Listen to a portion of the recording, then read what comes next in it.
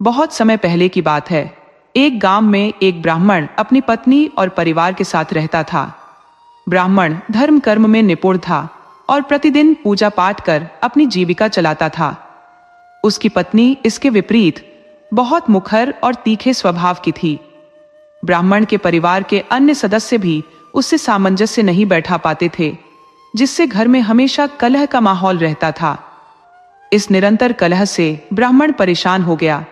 हालांकि वह अपनी पत्नी से प्रेम करता था, लेकिन उसने सोचा कि शांति से जीवन जीने के लिए कहीं दूर जाकर बस जाना बेहतर होगा। इस विचार के साथ वह अपनी पत्नी को साथ लेकर प्रदेश जाने के लिए निकल पड़ा। लंबी यात्रा के बाद वे एक घने जंगल में पहुंचे। यात्रा की थकान से दोनों बहुत थक चुके थे और ब्राह्मणी को बहुत प्यास लगी थी। ब्राह्मण ने उसे एक पेड़ के नीचे बैठाकर कहा, तुम यहीं आराम करो, मैं तुम्हारे लिए पानी लेकर आता हूं। ऐसा कहकर वह जल का लोटा लेकर पानी की तलाश में निकल पड़ा। लेकिन जब तक वह पानी लेकर वापस आया, ब्राह्मणी ने प्यास से दम तोड़ दिया था। अपनी पत्नी को मृत देखकर ब्राह्मण बेहद दुखी हो गया। वह ईश्वर से प्रार्थना करने लगा, हे प्रभु, मैं अपनी पत्नी के साथ नया जीवन शुरू करने के लिए प्रदेश जा रहा था, लेकिन आपने उसे मार्ग में ही मुझसे छीन लिया। कृपया मेरी पत्नी को जीवन दान दे, नहीं तो मैं भी अपने प्राण त्याग दूंगा। ब्राह्मण का विलाप जंगल में दूर दूर तक गूंजने लगा, पर उसकी मदद के लिए वहां कोई नहीं था। संयोगवश उसी समय महादेव और पार्वती वहां से गुजर रहे थे। माता पार्वती ने ब्राह्मण की करुण पुकार सुनी और महादेव से कहा, प्रभु, कोई दुखियारा रो रहा है, हमें उसका दुख दूर करना चाहिए। इस पर महादेव ने उत्तर दिया, हे देवी, ये संसार दुखों से भरा है, सबको उनके कर्मों के अनुसार ही फल मिलता है। लेकिन माता पार्वती हट करने लगी। अंततः महादेव और पार्वती ने एक बूढ़े और बूढ़ी का वेश धारण किया और ब्राह्मण के पास पहुंचे। वहां उन्होंने ब्राह्मण से उसके दुख का कारण पूछा। ब्राह्मण ने अपने कष्टों की पूरी दास्तान सुनाते हुए कहा, मैं जल की खोज में गया था और इसी दौरान मेरी पत्नी ने प्यास से अपने प्राण त्याग दिए। यदि वह पुनः जीवित नहीं हुई तो मैं भी अपने जीवन का अंत कर दूंगा। इसलिए मैंने भगवान से प्रार्थना की। महादेव, जो साधारण व्यक्ति के रूप में प्रकट हुए थे, बोले, ब्राह्मण, तुम्हारी पत्नी पुनर्जीवित हो सकती है, किंतु इसके लिए तुम्हें एक बड़ा त्याग करना होगा। ब्राह्मण ने तुरंत कहा, अपनी पत्नी को जीवित करने के लिए मैं हर कठिनाई सहने को तैयार हूं। महादेव ने उत्तर दिया, तुम्हें अपनी आधी आयु उसे दान करनी होगी, तभी उसका जीवन वापस आ सकता है। अपनी पत्नी के प्रति अपार प्रेम के कारण ब्राह्मण ने बिना विलंब के अपनी आधी आयु अर्पित कर दी। उसी क्षण उसकी पत्नी ने पुनः चेतना प्राप्त कर ली। दोनों ने महादेव और पार्वती को कृतज्ञता पूर्वक प्रणाम किया और अपनी यात्रा आगे बढ़ाई। कुछ समय बाद वे एक नगर के बाहरी क्षेत्र में पहुंचे। वहां ब्राह्मण ने अपनी पत्नी से कहा, तुम थक चुकी हो, यहां विश्राम करो, मैं भोजन का प्रबंध करके आता हूं। ब्राह्मण के जाते ही उसकी पत्नी ने देखा कि एक लंगड़ा युवक कुएं से पानी खींच रहा था। यद्यपि वह विकलांग था, फिर भी उसमें एक अनोखा आकर्षण था। दोनों ने मुस्कान भरी बातचीत की और परस्पर आकर्षण महसूस किया। ब्राह्मण जब भोजन लेकर लौटा तो उसने अपनी पत्नी को उस युवक के साथ वार्तालाप करते देखा। पत्नी ने कहा, यह युवक बहुत अच्छी बातें करता है, आपकी अनुपस्थिति में इसने मेरा समय बिताने में सहायता की। जब ब्राह्मण ने भोजन की बात की तो उसकी पत्नी ने कहा, यह भी भूखा है, यदि इसे भोजन देंगे तो हमें पुण्य प्राप्त होगा। ब्राह्मण ने उस युवक को भोजन के लिए आमंत्रित किया और तीनों ने मिलकर भोजन किया। भोजन के पश्चात जब वे पुनः चलने को तत्पर हुए तो ब्राह्मणी ने कहा, पूज्यवर, क्यों न इस युवक को हमारे साथ ले चले? इसके साथ बातचीत करने से मेरा अकेलापन नहीं रहेगा। जब आप कहीं जाते हैं तो मुझे डर लगता है, ये रहेगा तो मैं निश्चिंत रहूंगी। ब्राह्मण, जो अपनी पत्नी पर अटूट विश्वास करता था, यह नहीं जानता था कि उसकी पत्नी उसके प्रति छल कर रही थी। ब्राह्मण ने कहा, हमारे पास स्वयं के सामान का बोझ उठाना कठिन हो रहा है, इस लंगड़े को कैसे लेकर चलेंगे? मेरी मानो, इसे यहीं रहने दो, हम दोनों ही अपनी यात्रा जारी रखते हैं। किंतु ब्राह्मणी ने अपनी बात पर अड़िग रहते हुए कहा, इसे एक पिटारे में रख लेते हैं, ये किसी न किसी कार्य में सहायक सिद्ध होगा। अंततः ब्राह्मण ने उसकी बात मान ली और लंगड़े को एक पिटारे में रखकर अपने साथ ले चला।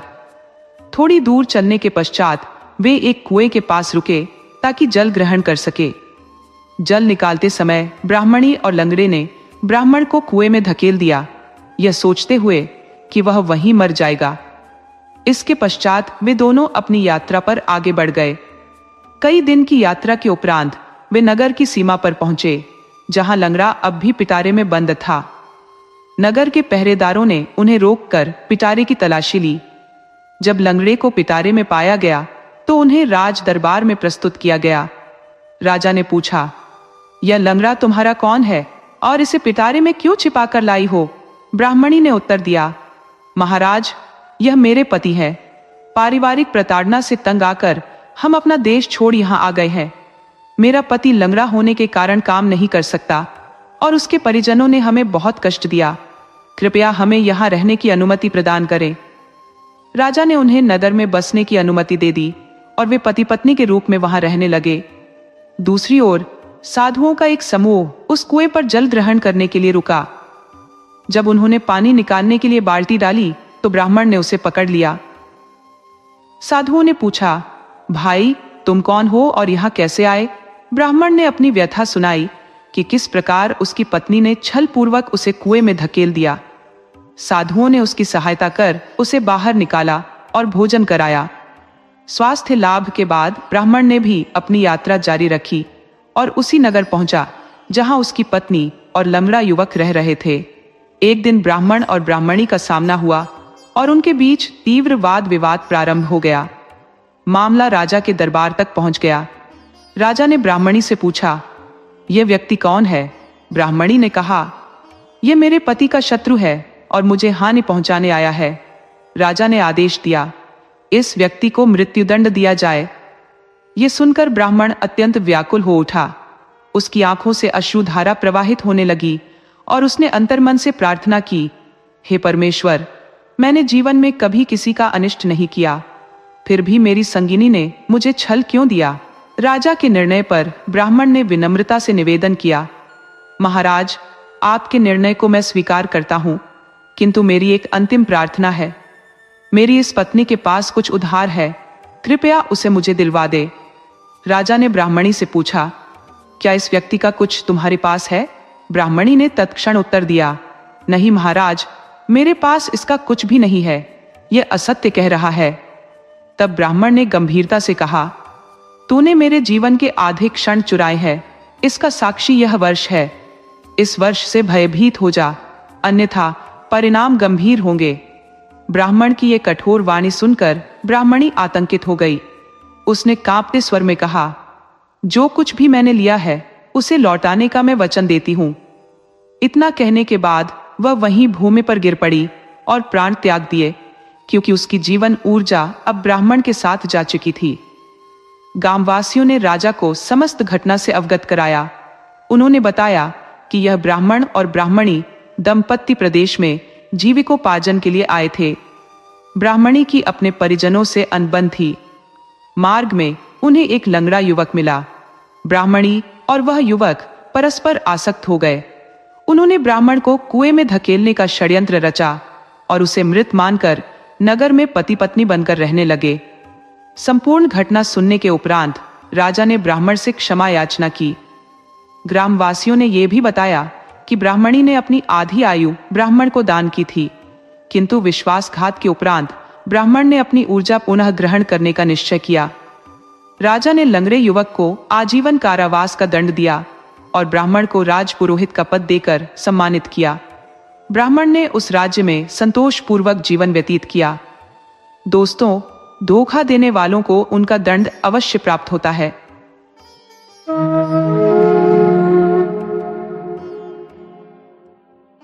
एक सुदूर छोटे से गांव में रामू नामक बालक रहता था।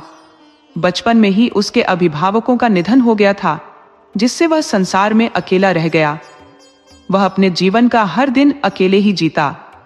सुबह उठकर खाना बनाना, घर के कार्यों को निपटाना और फिर गांव के बाजार की ओर प्रस्थान करना उसकी दिनचर्या बन चुकी थी। बाजार में वह किसी के खेत या घर में मजदूरी कर लेता। लोग उसे दैनिक मजदूरी पर रखते थे। शाम को जब रामू घर लौटता तो दिन भर की कमाई से राशन लाकर रात का खाना बनाता और सो जाता। यह नियमित दिनचर्या अब उसके लिए बोझिल हो चुकी थी।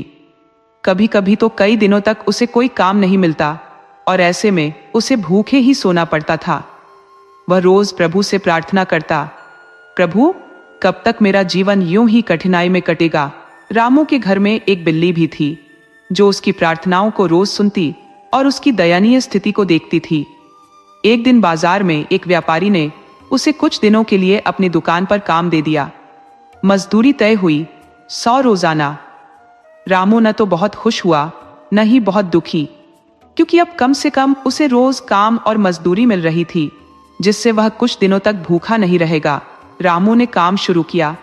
रोज की मजदूरी से वह दुकान से राशन खरीद कर लाता। वह अब भी प्रभु से प्रार्थना करता, प्रभु आपने नौकरी तो दी है, लेकिन पता नहीं यह कब तक चलेगी, कब मेरा जीवन सुधरेगा। बिल्ली उसकी सारी बातें सुन रही थी और उसे रामू पर दया आने लगी थी। कई दिनों तक रामू का जीवन जैसे तैसे चलता रहा। एक दिन जब वह अपनी झोपड़ी में लौटा तो उसने देखा कि दरवाजे पर एक बुढ़िया बैठी हुई थी। रामू ने उससे पूछा, माँ जी आपको क्या चाहिए? बुढ़िया ने कहा, बेटा कुछ खाना हो तो दे दो, बहुत भूख लगी है।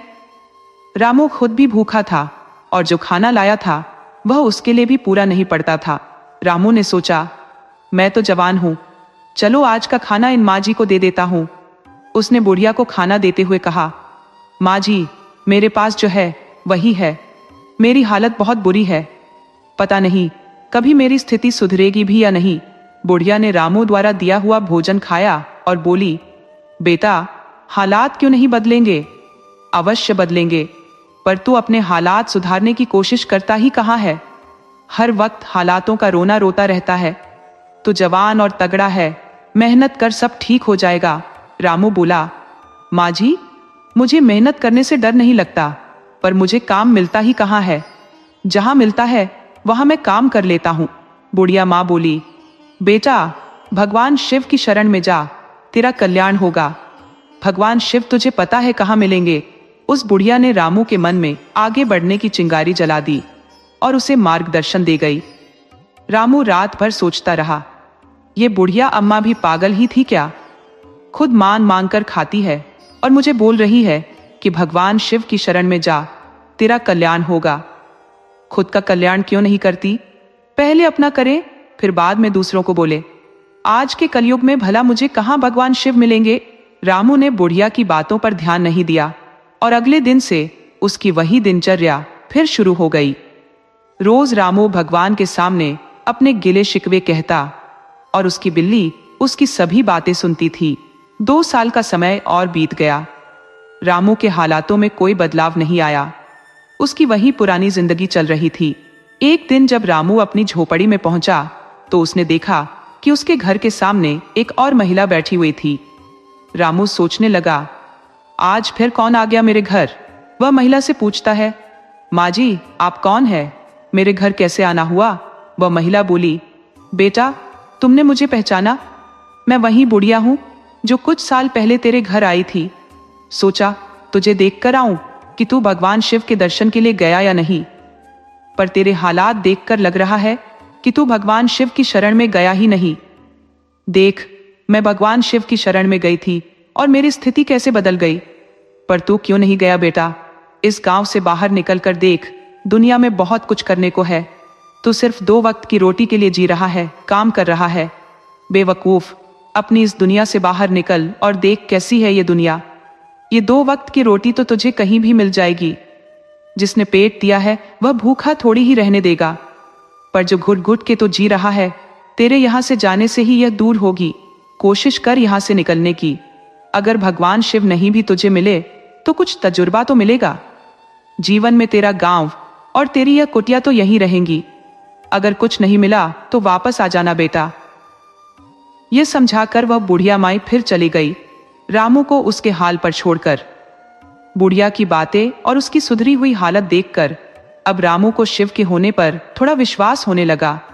उसने अपना घर बंद किया और कुछ कपड़े झोले में रखकर भगवान शिव की खोज में निकल पड़ा। आज पता नहीं क्यों रामू का मन बड़ा खुश था। पहले कभी भी वह इतना खुश नहीं हुआ था। गांव से निकलते समय उसने उस महिला से यह पूछना ही भूल गया कि भगवान शिव कहाँ मिलेंगे। अब रामू को कुछ समझ नहीं आ रहा था। इसी सोच में उसने एक दिशा पकड़ ली और उसी पर चल पड़ा। चलते चलते उसे एक मंदिर मिल गया जहां भंडारा चल रहा था। वह भी भंडारे में शामिल हो गया। भंडारा समाप्त होने के बाद सभी लोग वहां से चले गए, पर वह वहीं मंदिर में बैठा रहा। तभी एक साधु ने उसे रोककर पूछा, क्या कारण है कि तू यहाँ बैठा है? रामू बोला, पुजारी जी, मुझे भगवान शिव की खोज में जाना है, पर मुझे दिशा नहीं मिल रही कि किस ओर जाऊं। कहाँ मिलेंगे मुझे भगवान शिव? रामू, जिसके जीवन का कोई मकसद नहीं था, अब एक अनजान राह पर चल पड़ा था। साधु बाबा से उसने पूछा, गुरुजी, क्या आप मेरा मार्गदर्शन कर सकते हैं ताकि मैं अपने रास्ते पर सही से पहुंच सकूं और अपनी मंजिल तक पहुंच जाऊं? साधु महात्मा, जो खुद भी भगवान शिव की तलाश में भटक रहे थे, बोले, बेटा, कब से खोज रहे हो भगवान शिव को? रामू बोला, गुरुजी, बस कल से ही। साधु बाबा थोड़ा मुस्कुराए और बोले, इतनी जल्दी थक गए हो बेटा? मैंने तो अपना पूरा जीवन उनकी तलाश में लगा दिया, पर मुझे अभी तक भगवान शिव नहीं मिले। साधु की बात सुनकर रामू थोड़ा घबरा गया और बोला, ये क्या कह रहे हैं गुरुजी? तो क्या मुझे भी भगवान शिव नहीं मिलेंगे? साधु बोले, अरे नहीं बेटा, प्रयास करो तो सब कुछ मिल जाता है। रामू बोला, गुरुजी, तो क्या आपने प्रयास नहीं किया? गुरुजी के पास अब रामू की बात का कोई जवाब नहीं था, पर वे उसका मनोबल भी नहीं तोड़ना चाहते थे। साधु बाबा बोले, बेटा, प्रयास तो हमने भी बहुत किया, लेकिन भगवान शिव को हमारे प्रयास में कोई कमी लगी होगी।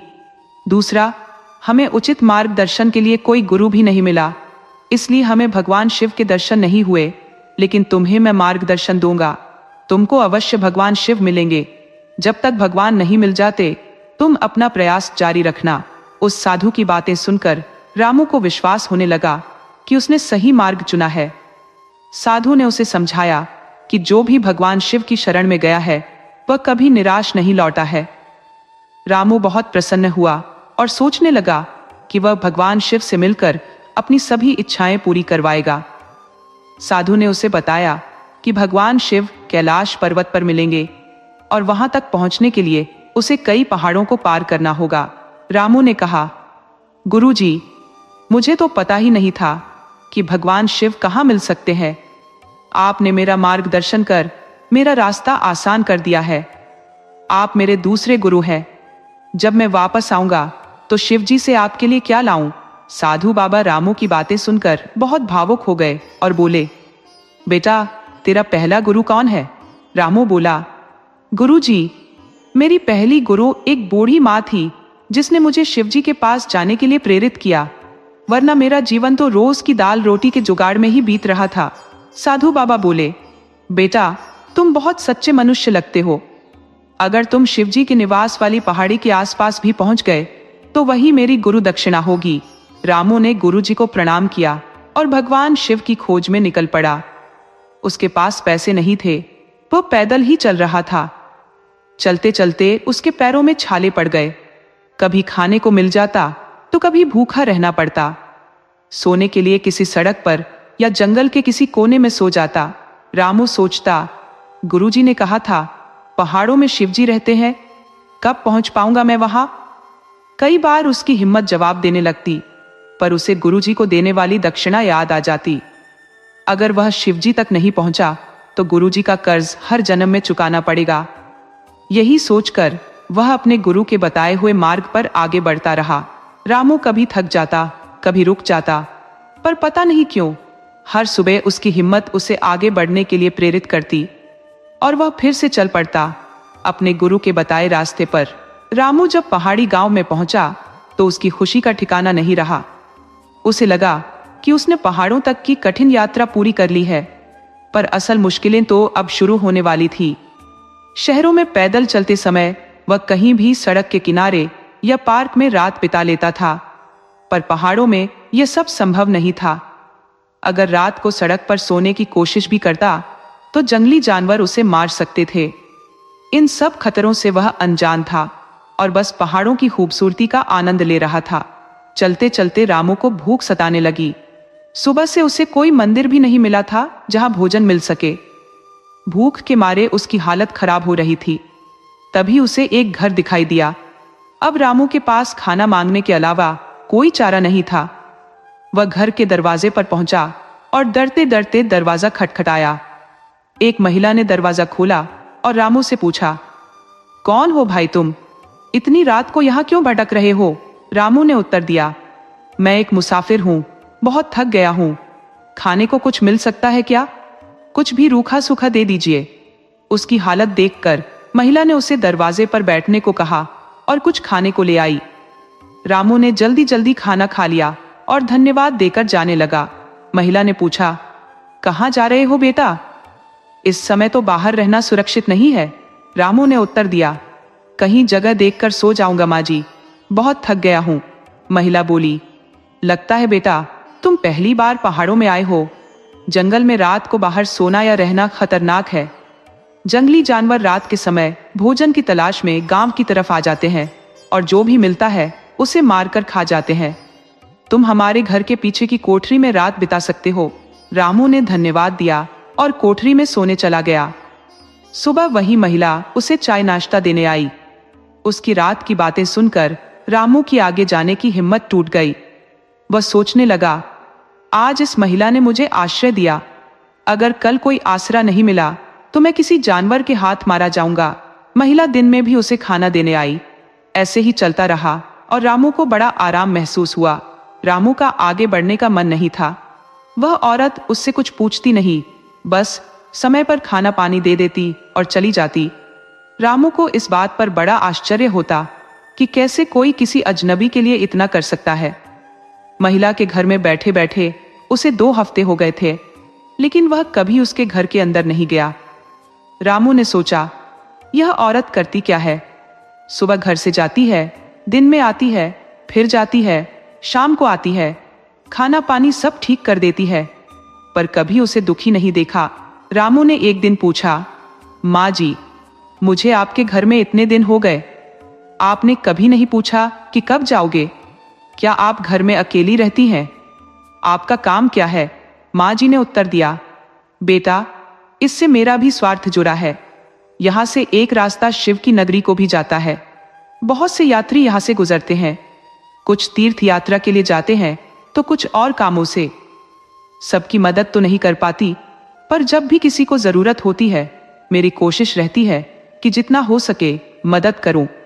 शायद मेरे इस प्रयास से कोई भगवान शिव के पास पहुंच जाए और मेरे इस छोटे से योगदान का फल मेरी अपाहिज बेटी को मिल जाए, जो न बोल सकती है न चल सकती है। जहां तक मेरे काम की बात है तो मैं सुबह जंगल जाकर लकड़ियां लाती हूँ। उन लकड़ियों को बाजार में बेचकर जो पैसे मिलते हैं उनसे घर चलाती हूँ। शाम को गौशाला में जाकर गायों की सेवा करती हूँ और वापस आते समय मंदिर जाकर भगवान शिव से प्रार्थना करती हूँ कि वह मेरी फरियाद सुन ले। रामू ने कहा, माँ जी, भगवान ने आपकी सुन ली है, और अपनी कोठरी में चला गया। वह सोचने लगा, हर कोई शिव को पाना चाहता है अपने अपने तरीके से। इस महिला को देखो, कितना कठिन तप कर रही है और खुशी खुशी कर रही है, और एक मैं हूं बिना किसी जिम्मेदारी के इस महिला पर बोझ बनकर बैठा हूं। नहीं, मुझे कल सुबह ही अपनी यात्रा पर निकलना होगा। अगली सुबह रामू जल्दी उठा और माँ जी के पास जाकर बोला, माँ जी, लगता है भगवान शिव ने आपकी पुकार सुन ली है। जो यात्रा मैंने कठिनाइयों के कारण रोक दी थी वह अब फिर से शुरू करने वाला हूं। माँ जी, आपने मेरी दृष्टि खोल दी। मैं शिव जी की तलाश में निकला था, लेकिन मार्ग की कठिनाइयों को सोचकर मैंने अपनी यात्रा स्थगित कर दी थी। आपके कष्टों को देखकर मुझे अपने कष्ट नगण्य प्रतीत हुए। माँ जी, मैं अब पुनः शिव जी की खोज में निकल रहा हूँ। महिला ने कहा, जाओ बेटा, भगवान शिव तुम्हारी यात्रा को सफल बनाए। रामू अब उत्साह से भरा अपनी मंजिल की ओर अग्रसर होने लगा। उसने उस महिला से पूछा, माँ जी, क्या मैं आपकी बेटी से मिल सकता हूँ? महिला बोली, मिल लो बेटा, पर उससे मिलने का कोई लाभ नहीं। वह न बोल पाती है, न सुन पाती है, और न ही किसी को पहचानती है। 10 साल पहले एक अज्ञात बीमारी ने उसे जकड़ लिया और डॉक्टरों ने कहा कि यह बीमारी लाइलाज है। तब से मैं भगवान से प्रार्थना कर रही हूँ। रामू ने महिला के पैर छूकर आशीर्वाद लिया और जाने लगा। महिला ने उसे रोका। अरे पगले, ऐसे कैसे जा रहा है? आगे पहाड़ों में खतरनाक ठंड और बर्फ मिलेगी। उसने रामू को एक कंबल, दस्ताने, शॉल, टोपी और रास्ते के लिए एक टॉर्च दी। साथ ही कुछ भुने चने और गुड़ देते हुए कहा, बेजा, इसे संभाल कर रखना और वहां उपयोग करना जहां खाने को कुछ न मिले। रामू अपने सफर पर निकल पड़ा। चलते चलते 5 दिन बीत गए। रास्ते में गांव पड़ रहे थे तो उसे खाना मिल जाता था।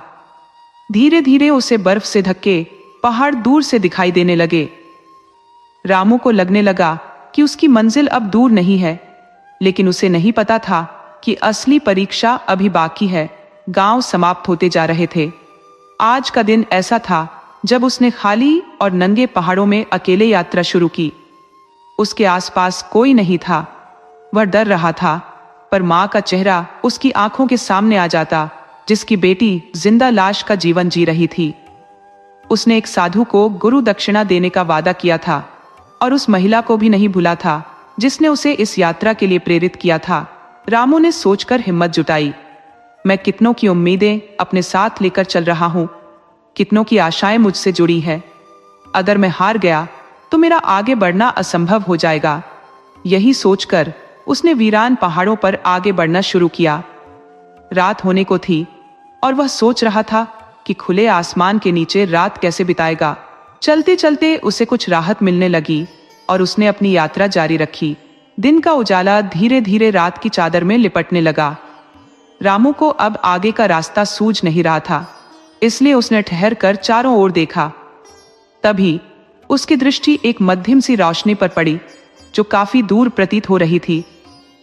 रामू पहले तो चौंका, अभी तक कुछ दिखाई नहीं दे रहा था और अचानक ये रोशनी कहां से आई? किंतु कहते हैं, डूबते को तिनके का सहारा। रामू ने रोशनी की दिशा में कदम बढ़ाना आरंभ किया। रामू धीरे धीरे रोशनी की ओर बढ़ रहा था। उसके मन में भय और उत्सुकता दोनों थे। भय इसलिए कि अब तक उसे इधर उधर कुछ नहीं दिखा था और ये रोशनी अचानक कहां से प्रकट हो गई, और उत्सुकता इसलिए कि चलो जो भी हो, रात भर ठंड से मरने से अच्छा है कोई साथ देने वाला मिल गया। रात बढ़ती जा रही थी और साथ ही ठंड भी। जो कंबल रामू के साथ था वह इस कड़कती ठंड को रोकने में नाकाफी साबित हो रहा था। रामू के कदम रोशनी की ओर बढ़ते जा रहे थे, पर उसे ऐसा लग रहा था कि रोशनी दूर होती जा रही है। काफी देर तक चलने के बाद रोशनी दिखनी बंद हो गई और रामू के पैर भी जवाब दे गए। गहरे अंधकार के कारण उसे रास्ता नहीं सूझ रहा था, इसलिए वह एक पत्थर की आड़ लेकर बैठ गया। उसे लगा कि जो रोशनी देखकर वह आगे बढ़ रहा था वह उसका भ्रम था। पत्थर की आड़ में दुबके हुए ही उसे रोशनी फिर से करीब आती हुई दिखाई दी। रामू ने सोचा, हे प्रभु, ये क्या माया है? उसने अपने आप को रोक नहीं पाया और फिर से रोशनी की ओर बढ़ चला। मुश्किल से 10 या 15 कदम चलने के बाद उसने देखा कि एक बड़े पत्थर के नीचे एक गुफा सी है। उसने गुफा के बाहर से ही पूछा, क्या कोई अंदर है? अंदर से आवाज आई, आ जाओ पुत्र। रामू अंदर जाकर देखने लगा कि वहां एक बाबा आसन में ध्यान मग्न बैठे हैं। उन्होंने एक छड़ी का सहारा लेकर उस पर अपना हाथ रखा हुआ था और उनकी आंखें बंद थी। रामू सोचने लगा, अगर बाबा की आंखें बंद है तो मुझे अंदर किसने बुलाया? लेकिन जो भी हो, गुफा में बाहर की तुलना में ठंड कम थी। रामू ने बाबा को प्रणाम किया और गुफा के एक कोने में जाकर सो गया। रामू को ऐसी गहरी नींद आई कि सुबह जब धूप सिर पर पड़ी तब उसकी आंख खुली। वह देखता है कि वह खुले आसमान के नीचे सोया था। वहां कोई गुफा या बाबा नहीं थे। ये देखकर वह अत्यंत आश्चर्यचकित हुआ। रामू उठा और आंखें मलते हुए चारों ओर देखने लगा। उसे चारों ओर सन्नाटा ही सन्नाटा नजर आया। उसे लगा कि शायद कल की थकान के कारण उसे गहरी नींद आ गई थी और उसने सपने में यह सब देखा होगा। यही सोचकर रामू अपने आगे के सफर पर निकल पड़ा। रामू के मस्तिष्क में कल रात की सभी घटनाएं बार बार घूम रही थी, पर यह पूछे भी तो किससे? दूर दूर तक न तो कोई जीव दिख रहा था और न ही कोई पक्षी। वह सोचता रहा कि और कितनी दूर चलना पड़ेगा। इस उधेड़ बुन में वह आगे बढ़ता गया। जहां भूख लगती वहां थोड़े से चने और गुड़ खा लेता। इसी तरह दिन बीत गया। बड़े बड़े पहाड़ जो बर्फ से ढके हुए थे, वहां इंसान तो क्या, किसी पक्षी की आवाज भी सुनाई नहीं दे रही थी। रामू विचार मग्न था कि आज रात कहाँ ठहरा जाए। तभी उसने देखा कि सूरज पूरी तरह डूबा भी नहीं था कि एक कुटिया सामने दिख गई। वह भागकर कुटिया के पास गया और देखा कि दो साधु बाबा आग जलाने में व्यस्त थे। कुटिया भी गुफा जैसी थी और अंदर कहीं दूर से ओम नमः शिवाय का जाप सुनाई दे रहा था। रामू उस ध्वनि की ओर बढ़ने लगा। तभी एक साधु बाबा ने उसे रोककर कहा, रुको बेटा, अभी गुरुजी के सामने जाने का उचित समय नहीं है। पहले खाना खाकर सो जाओ, कल नहा धोकर गुरुजी के दर्शन करना। रामू ने खाना खाया और फिर गुफा के एक कोने में सो गया। लेकिन कल रात का सपना, जो उसे भ्रम लग रहा था, अब हकीकत प्रतीत होने लगा था। सुबह उठकर उसने देखा कि गुफा अभी भी वहीं है। अन्य दो साधु सामान्य कामकाज में व्यस्त थे। गुफा के बाहर हल्का अंधेरा था। अब रामू को मंत्रों का जाप सुनाई दे रहा था। उसने जल्दी जल्दी स्नान किया और साधुओं से कहा, महाराज, मुझे महात्मा जी के दर्शन करवा दे। साधु बाबा उसे गुफा के अंदर ले गए। वहां दूर गुफा में एक रोशनी दिखाई दी। उसी रोशनी में उसने देखा कि एक साधु सोने की छड़ी पर हाथ टिकाए ध्यान मग्न है। रामू जमीन पर नतमस्तक हो गया और महात्मा जी के पास जाने की जिद करने लगा। वह बोला, महाराज, यह आपकी कैसी माया है? कल आप ही ने तो मेरी रात ठहरने का प्रबंध किया था। कृपया मुझे आशीर्वाद दें ताकि मैं अपनी यात्रा सफलतापूर्वक पूरी कर सकूं और आप मेरी पूरी यात्रा में हरदम साथ रहें। महात्मा जी की तरफ से कोई जवाब नहीं मिला। तब एक साधु बाबा रामू को गुफा के बाहर ले गए और महात्मा की वास्तविकता बताई। उन्होंने बताया कि जिन महात्मा से वह मिला, उन्होंने वर्षों पहले शिव दर्शन की यात्रा के दौरान इस जगह पर अपनी देह त्याग दी थी। महात्मा जी अपनी यात्रा को पूर्ण नहीं कर पाए थे। तब से महात्मा जी इसी धाम की यात्रा पर निकले हर यात्री की उस स्थान से यहाँ तक लाने में मदद करते हैं जहाँ तुम कल रात फंस गए थे, क्योंकि उस स्थान तक बहुत कम यात्री पहुंच पाते हैं। महात्मा जी की आत्मा इन पहाड़ों में भटकती रहती है ताकि कोई यात्री शिव जी के द्वार तक पहुंचे और उनकी मुराद पूरी हो सके, ताकि उनकी आत्मा को भी शांति मिले और महात्मा जी की आत्मा स्वर्गलोक जा सके। साधु रामू को बताते हैं, तुम बहुत भाग्यशाली हो बच्चा, जो महात्मा ने तुम्हें साक्षात दर्शन दिए। रामू ने उन साधुओं को कल रात की घटना बताई तो वो महात्मा जी की यह कथा सुनकर बहुत हैरान हो गया और पूछने लगा, महात्मा जी, फिर आप दोनों भी तो यात्रा पर निकले होंगे, तभी यहाँ पहुंचे हो, फिर आप क्यों नहीं शिव के धाम गए? दोनों साधु बताते हैं, रामू, हम यहाँ तक पहुंचकर आगे नहीं बढ़ पाए। आत्मा की कहानी जिन साधुओं ने हमें बताई थी, वे बहुत बुजुर्ग हो गए थे। हमने भी उनकी सेवा और यात्रियों की सेवा को अपना कर्तव्य मान लिया और यहीं रुक गए। अगर आप शिव के धाम पहुंच जाते हैं तो महात्मा जी की आत्मा की शांति के लिए भगवान शिव से प्रार्थना करना और हम दोनों के लिए भी आशीर्वाद लेकर आना। रामू उनकी कहानी सुनकर दुखी और खुश दोनों हुआ। उसे अपनी यात्रा जारी रखनी थी, सो साधुओं का आशीर्वाद और उनकी मनोकामना लेकर वह आगे बढ़ गया। अब रामू सोचने लगा, मुझे किसी भी हाल में धाम तक पहुंचना ही है, क्योंकि यह यात्रा सिर्फ मेरे प्रयास से पूरी नहीं हो रही, इसके पीछे कई लोगों का प्रयास और उनकी उम्मीदें जुड़ी हुई हैं। ये सोचकर रामू के अंदर नई ताकत आ गई। रामू की यात्रा बड़े कष्टों से जारी थी। वह अक्सर लड़खड़ाने लगता, पर उसे दोबारा खड़े होने के लिए कोई न कोई जरिया मिल ही जाता। बर्फ की घाटियों के बीच बैठकर वह सुस्ता रहा था कि उसे बर्फ की सफेदी में एक छोटी सी चीज रेंगते हुए दिखाई दी। वह पूरी तरह से बर्फ से ढकी हुई थी। ऐसा लग रहा था जैसे कोई बर्फ का छोटा सा गोला धीरे धीरे सरक रहा हो। रामू पास जाकर थोड़ी बर्फ हटाई तो देखा एक कछुआ बहुत ही धीमी चाल से चल रहा था। रामू उसके पास जाकर बोला, अरे भाई, कब से चल रहे हो और कब तक ऐसे चलते रहोगे? कहाँ जा रहे हो? इतनी बर्फ में कहीं रास्ता तो नहीं भटक गए हो? कछुआ बोला, अरे रुको रुको, एक साथ इतने सवाल मत पूछो यार। एक तो पहाड़ की इतनी ऊंचाई में सांस ठीक से नहीं चल रही और ऊपर से तुम सवालों की बौछार किए जा रहे हो। रामू ने कहा, चलो थोड़ा आगे चलकर विश्राम करते हैं। कछुआ बोला, ठीक है, फिर मैं तुम्हारे सभी प्रश्नों का उत्तर भी आराम से दूंगा। रामू ने कछुए को उठाया और चलने लगा। कछुआ बोला, अरे भाई, मुझे नीचे छोड़ दो, मुझ पर पाप मत चढ़ाओ। लगता है मैं पिछले जन्म के पापों को पहले से ही धो रहा हूं। रामू कछुए की बात समझ नहीं पा रहा था। उसने पूछा, क्यों भाई, ऐसा क्या है? कछुए ने कहा, मुझे नीचे छोड़ दो। रामू ने उसे नीचे छोड़ दिया और धीरे धीरे कछुए के साथ चलने लगा। रात होने वाली थी। रामू ने पूछा, रात को कहाँ ठहरेंगे भाई? समझ नहीं आ रहा, चारों तरफ बर्फ ही बर्फ है, कोई गुफा भी नजर नहीं आ रही। कछुआ बोला, चिंता मत करो दोस्त, जिसकी राह में हम चल रहे हैं वही हमारा इंतजाम भी करेगा। चलते चलते कछुआ एक जगह रुक गया और बोला, दोस्त, मुझे तो खुले आसमान के नीचे रहने में कोई दिक्कत नहीं है, लेकिन तुम्हारे लिए रात का ठिकाना खोजना पड़ेगा। ऐसा करो, यहाँ पर बर्फ खोदने की कोशिश करो, हो सकता है तुम्हारे रहने का थोड़ा इंतजाम हो जाए। दोनों ने बर्फ खोदनी शुरू की। 1 घंटे में बर्फ खोदते खोदते एक आदमी के रहने लायक गुफा बन गई। रामू ने कहा, यह तो बहुत अच्छा उपाय बताया भाई, खुले आसमान के नीचे सोने से तो अच्छा है मैं बर्फ की गुफा में सो जाऊं।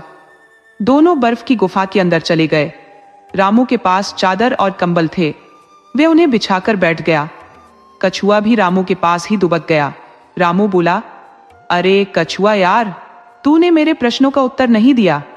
कछुआ बोला, चिंता मत करो दोस्त, मैं तुम्हारे सभी प्रश्नों का उत्तर दूंगा। सारी रात बाकी है, बाकी बातें करके ही तो हमने यह रात गुजारनी है। कुछ देर बाद कछुआ बोला, हाँ तो भाई, तुम्हें अपने प्रश्नों का उत्तर चाहिए।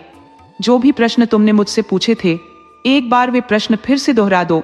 रामू प्रश्न दोहराते हुए बोला, अरे भाई, कब से चल रहे हो और कब तक ऐसे चलते रहोगे? कहाँ जा रहे हो? इतनी बर्फ में कहीं तुम रास्ता तो नहीं भटक गए हो? कछुआ बोला, मुझे खुद याद नहीं कि मैं कब से इस यात्रा पर निकला हूं और तब तक चलता रहूंगा जब तक मेरी मनोकामना पूरी ना हो जाए। शायद तब तक मेरी यात्रा का भी अंत नहीं होगा, इसलिए चाहे कितने ही जन्म क्यों ना लग जाए। जहां तक रास्ता भटकने की बात है तो दोस्त, मुश्किल से सही रास्ता मिला है। सारा जीवन रास्ता ही भटका रहा था, अब तो सही रास्ता पकड़ा है मैंने। रामू कछुए के जवाब को सुनकर बहुत हैरान हो गया और बोला, दोस्त, तुम्हें पता नहीं कि कितने वर्ष हो गए इस यात्रा पर निकले हुए, और आगे का भी पता नहीं है कि और कितने वर्ष लगने वाले हैं। क्या तुम्हें पूर्ण विश्वास है कि इस रफ्तार से तुम यह यात्रा पूरी कर पाओगे? कछुआ बोला, दोस्त, जब कई वर्षों पहले मैंने यह यात्रा आरंभ की थी, तब मेरे परिवार और मित्रों ने मुझे यही समझाया कि इस जन्म में हमारी जैसी धीमी गति वाले जीव जंतुओं के लिए यह यात्रा पूरी करना असंभव है। लेकिन आज जहां तक मैं पहुंच पाया हूं, ये मेरे अथक प्रयासों का ही परिणाम है। सुना है यहां तक भी बहुत कम लोग पहुंचे हैं। जहां तक मैं जा सका वहीं तक मेरे शरीर की सीमाएं हैं। अगले जन्म में वहीं से आगे की यात्रा शुरू करूंगा। मेरी यात्रा तो धार्मिक है और इसे धाम में समाप्त करने की मेरी गहरी मनोकामना है। मैं भगवान शिव से सदैव प्रार्थना करता रहूंगा कि मेरी यात्रा धाम में समाप्त हो। कछुए की बातें सुनकर रामू बहुत खुश हुआ। फिर दोनों सो गए। सुबह जब रामू उठा तो उसने देखा कि कछुआ उसके आसपास नहीं था। रामू ने अपना बोरिया बिस्तर उठाया और आगे की यात्रा के लिए निकल पड़ा। अभी वह 1 किलोमीटर भी नहीं चला था कि उसे फिर कछुआ दिखाई दिया।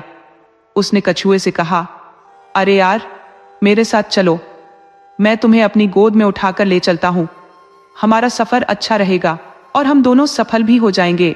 कछुआ बोला, नहीं दोस्त, अपनी अपनी यात्रा खुद ही पूरी करनी पड़ती है, लेकिन मेरी इच्छा है कि भले ही मैं इस जन्म में सिद्धधाम न पहुंच पाऊं, पर तुम अवश्य पहुंचो। अगर तुम भगवान शिव के पास पहुंच गए तो मेरी मनोकामना की पूर्ति की उनसे प्रार्थना करना। अब तुम जाओ, तुम्हारा और मेरा यही तक का साथ था। रामू कछुए को प्रणाम करके भारी मन से आगे बढ़ गया। वह सोचने लगा कि आज तक न जाने वह कैसा जीवन जी रहा था। उसे तो सिर्फ 2 वक्त की रोटी के अलावा कुछ सोचने का मौका ही नहीं मिलता था। और इस कछुए को देखो, भगवान की भक्ति में कितना लीन है। उसे पता भी नहीं है कि इस जन्म में भगवान से मुलाकात होगी या नहीं, फिर भी वह बिना किसी फल की चिंता किए अपने कार्य में लगा हुआ है। हम मनुष्य तो किसी कार्य में फायदा न दिखे तो उसे करते ही नहीं है। रामू अब उस बूढ़ी अम्मा को याद करने लगा जिसने उसे यह मकसद दिया था, वरना उसका तो जीवन सिर्फ 2 वक्त की रोटी कमाने और खाने में ही बीत जाना था। खैर, सुबह से चलते चलते जहां पर उसे शाम हो जाती, वहां अंधेरा होने से पहले अपने लिए एक बर्फ की गुफा बना लेता। पहले उसे रात के समय खुले आसमान में सोने की जो चिंता होती थी, वह एक छोटे से कछुए के कारण दूर हो गई थी। अब रामू को अपनी यात्रा में कोई अवरोध नहीं प्रतीत हो रहा था। इसी तरह 10-15 दिन और चलते चलते एक दिन उसे दूर से एक पताका दिखी। रामू को लगा कि उसकी यात्रा शीघ्र पूरी होने वाली है। जैसे जैसे वह पताका के निकट पहुंचा, उसे ऐसा प्रतीत हुआ जैसे वह उड़ता हुआ उस विशाल पर्वत के समक्ष पहुंच गया हो। 7-8 महीनों के अथक प्रयासों के बाद वह वहां पहुंच सका, परंतु वहां पहुंचने पर उसे लगा मानो उसने कल ही यात्रा शुरू की हो। वहां उसने भगवान शिव को कहीं नहीं देखा, परंतु एक विशालकाय शिवलिंग दिखा जिस पर ताजगी से बेलपत्र और दूध चढ़ाया गया था। रामू जोर जोर से चिल्लाने लगा, भगवान शिव, आप कहाँ हैं? मैं पिछले 7-8 महीनों से आपके दर्शन के लिए पैदल आया हूँ और आपके अनेकों भक्तों की अर्जियां लाया हूँ। यदि आप मुझे यहाँ दर्शन नहीं देते तो मैं उन बेचारे भक्तों का क्या जवाब दूंगा? क्या होगा उन भक्तों का जो अपनी मनोकामना पूरी करने के लिए यहाँ से बहुत दूर आपसे आशा लगाए बैठे हैं? रामू यह सब बोल ही रहा था कि उसने उस विशालकाय शिवलिंग के पीछे से एक बाबा को आते हुए देखा। बाबा बोले, अरे बेटा, तू अपनी बात भगवान शिव से कह, तुझे क्या चाहिए उसे बता। ऐसे तो बहुत भक्त हैं जो शिवजी से आशा लगाए बैठे हैं, लेकिन घर बैठे बैठे थोड़ी मनोकामनाओं की पूर्ति होती है। तुझे देख, तू कितने संघर्षों के बाद यहाँ पहुंचा है। तेरी भी तो कोई मनोकामना होगी बेटा, और भगवान तुझे तेरे संघर्षों का फल देंगे। बता भगवान को अपनी मनोकामना। रामू बाबा को देखकर अचंभित हो गया और सोचने लगा, मैं जब से यहाँ आया हूँ मैंने चारों तरफ घूम लिया, पर कोई दिखाई नहीं दिया। ये बाबा अचानक कहाँ से प्रकट हो गए? रामू बोला, बाबा आप कौन हैं और अभी अभी कहाँ से प्रकट हो गए हैं? आप अकेले रहते हैं? तब बाबा बोले, अरे बच्चा, जिसके साथ भगवान हो उसे किसी और की जरूरत नहीं होती। मैं तो यही था, तुझे नहीं दिखा, पर मैंने तुझे देख लिया था। अच्छा बेटा, बता, तू भगवान से क्या चाहता है जिसके लिए तू इतनी छोटी उम्र में यहाँ तक पहुँच गया?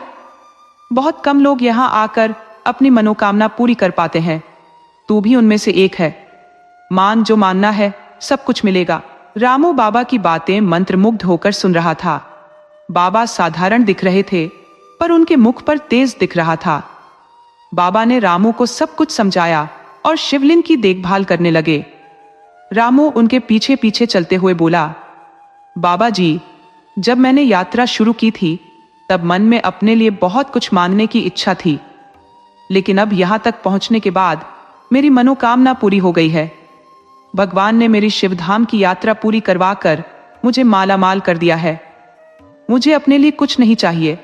बाबा, यहां आकर जो मुझे मिला है वह सब कुछ है, परंतु मैं भगवान शिव के पास अपने बहुत से दोस्तों की अर्जियां लेकर आया हूं। यदि भगवान मुझे देख लेते तो मैं उन दोस्तों की अर्जियां भगवान के समक्ष रखता और उनकी मनोकामनाओं की पूर्ति के लिए प्रार्थना करता। तब बाबा बोले, जो भी कहना है बेटा, इस धाम में कहीं पर भी कह सकते हो। भगवान शिव सब जगह विराजमान है। तुम जो बोलोगे वह उन तक पहुंच जाएगा। मेरे सामने भी बता सकते हो यदि चाहो तो। रामू बोला, बाबा, सबसे पहले उस बुढ़िया का उद्धार कर दें जिसने मुझे आपके धाम आने के लिए प्रेरित किया, वरना मेरा जीवन तो सिर्फ 2 वक्त की रोटी कमाने में बीत जाता। दूसरा, उन साधु महात्माओं का उद्धार करें जिन्होंने मुझे आपके धाम आने का सही रास्ता दिखाया, वरना मैं गलत दिशा में बढ़ रहा था। मैं पहली बार अपने गांव से बाहर आया था और दिशाहीन था।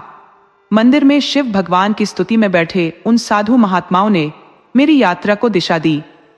तीसरा, उन माताजी की सारी इच्छाएं पूरी कर दे जिन्होंने इस यात्रा को पूरा करने का मकसद जगाया, वरना एक समय ऐसा भी आया था कि मैंने अपने मकसद से भटक गया था, लेकिन वह माताजी मेरी प्रेरणा स्रोत बनी और मेरी यात्रा को पुनः सही मार्ग पर लाई।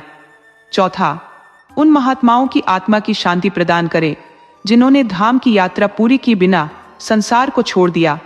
उनकी आत्मा आज भी शिव के दर्शनों की अभिलाषी होकर इन पहाड़ों में भटक रही है।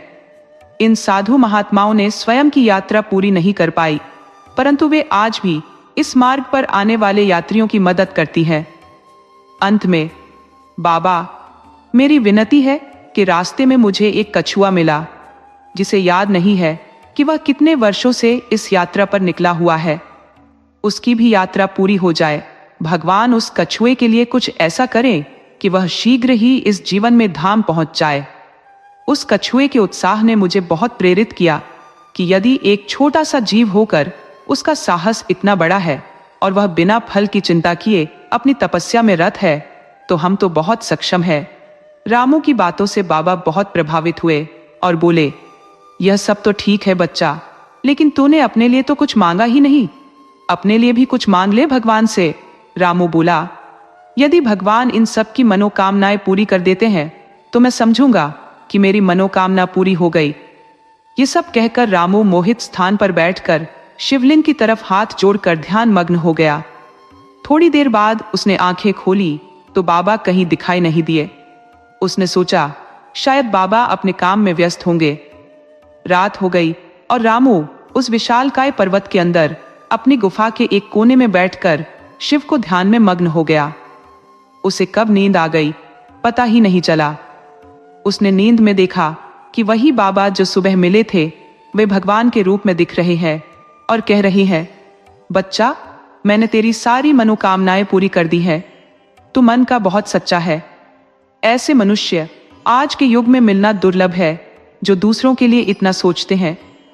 वापसी के समय तुझे रास्ते में वह कछुआ फिर मिलेगा। उससे कहना कि वह अपना कवच उतार कर तुझे दे दे, क्योंकि उसका कवच बहुत भारी है जिसके कारण वह चल नहीं पा रहा। कवच उतारते ही वह तुरंत यहां पहुंच जाएगा।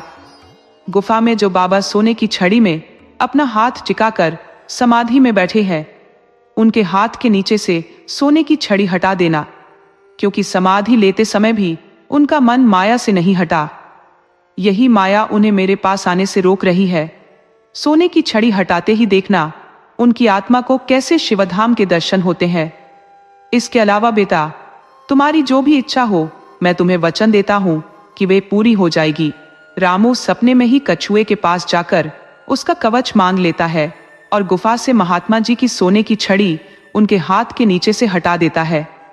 रामू सपने में यह सब काम करता है और उसे पता ही नहीं चलता कि कब सुबह हो गई।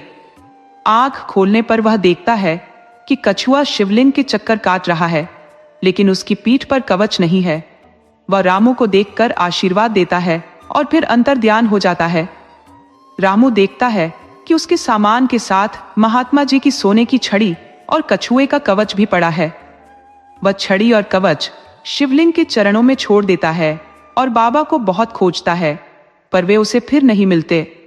रामू समझ जाता है कि यह सब भगवान शिव की लीला है और उसे बाबा के रूप में भोलेनाथ के दर्शन प्राप्त करने का सौभाग्य मिला है।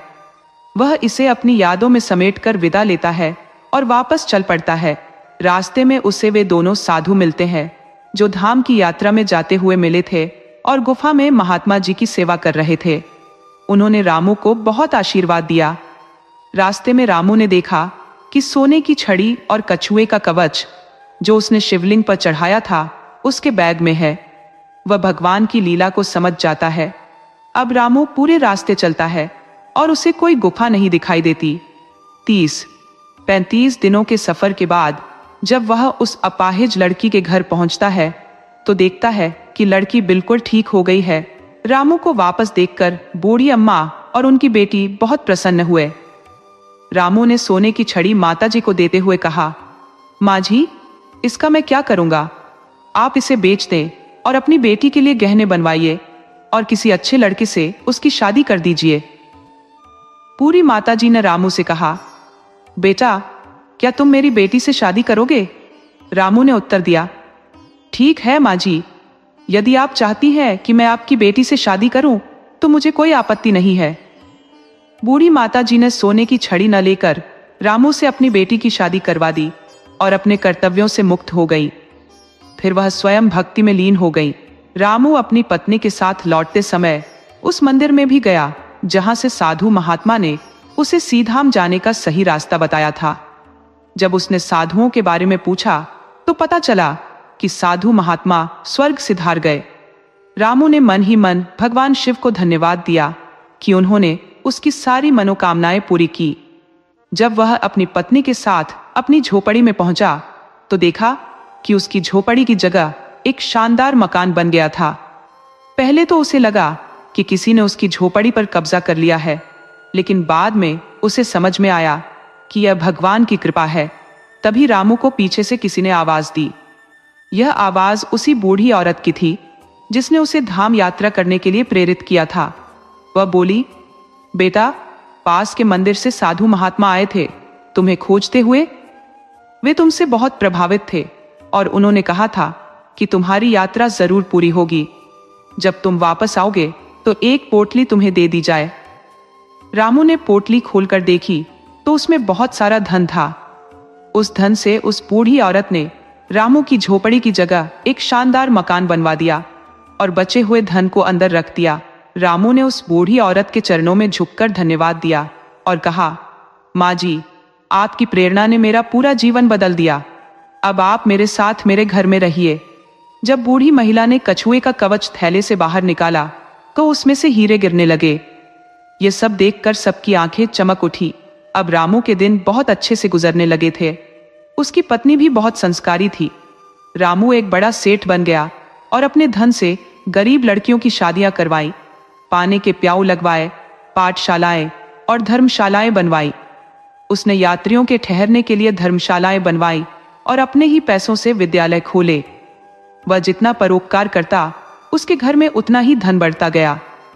9वें महीने उसकी पत्नी ने एक बेटे को जन्म दिया। बच्चा बहुत ही खूबसूरत और सुंदर था, जिसे पाकर रामू की जिंदगी पूरी हो गई। पहले जो रामू अनाथ और अकेला था, अब उसके पास पत्नी, बेटा और माँ तीनों थे। अब वह काम करता और भगवान शिव की भक्ति में लीन रहता। उसकी पत्नी भी समय समय पर भगवान की कथा और कीर्तन करवाती।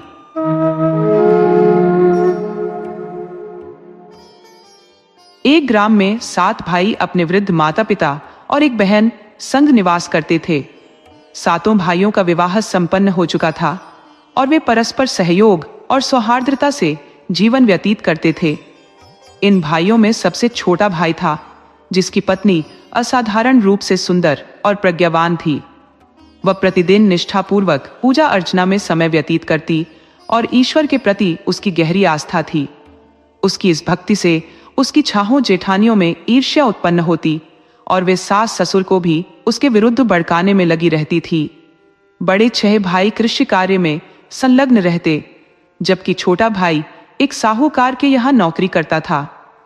जब बड़े भाई खेतों में परिश्रम करते तो उनकी पत्नियों को भी उनके साथ श्रम करना पड़ता, किंतु छोटे भाई की पत्नी को खेतों में जाने की आवश्यकता नहीं होती थी, क्योंकि उसका पति नौकरी करता था। अतः वह घर में भोजन तैयार करने और अन्य घरेलू कार्यों में व्यस्त रहती। इस बात से भी उसकी जेठानियां कुढ़ती थी, क्योंकि उन्हें लगता था कि वह आरामदायक जीवन व्यतीत कर रही है, जबकि वे कठिन श्रम करने को बाध्य है। इस कारण वे उसे प्रताड़ित करने हेतु नई नई साजिशें रचती रहती।